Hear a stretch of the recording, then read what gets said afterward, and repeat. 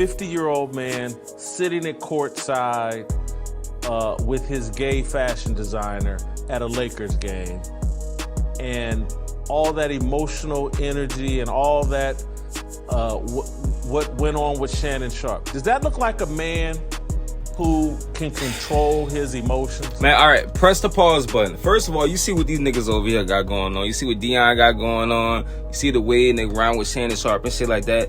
Lay off the fried chicken, the buttermilk biscuit. Say, bro, look, listen, they got Chinese rice right here.